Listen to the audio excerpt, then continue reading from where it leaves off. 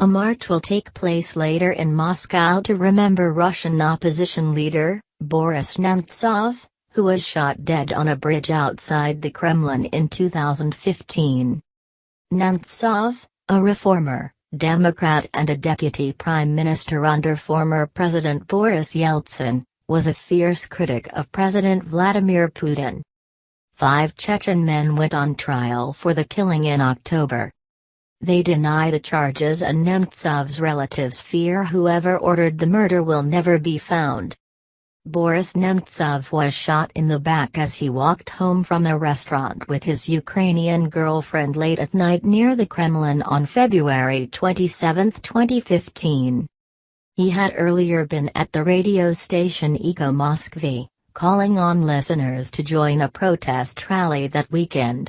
He had accused Russia's president of launching an illegal war with Ukraine, prompting Western sanctions and an economic crisis. He had also been planning to publish a file on Russian involvement in eastern Ukraine. Tens of thousands marched through Moscow 2 days after his killing, and thousands more attended his funeral. Nemtsov's political allies believe the killing was meant to terrify them into silence. Opposition activist Vladimir Kara-Murza has urged people to join anniversary rallies, which are also expected in St. Petersburg and Yekaterinburg. Mr. Kara-Murza is recovering abroad after an illness that left him in a medically induced coma. His symptoms were similar to a near-fatal illness in 2015 that he believed was the result of deliberate poisoning. The trial of the 5 Chechens for Nemtsov's murder began in October. The suspect, who investigators say carried out the killing, Zordadaev, was an officer under the command of pro-Moscow's Ramzan Kadyrov, the leader of Russia's Chechen Republic in the volatile North Caucasus.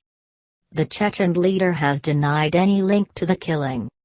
Boris Nemtsov murder: who are the suspects? President Putin called the murder violent, cynical, and vowed that those responsible would be held to account. Russia has seen several killings of high-profile politicians and journalists. But the country has a long history of prosecuting alleged hitmen and then failing to follow the chain of command upwards to discover who ordered the murder or why, our Moscow correspondent Sarah Rainsford says.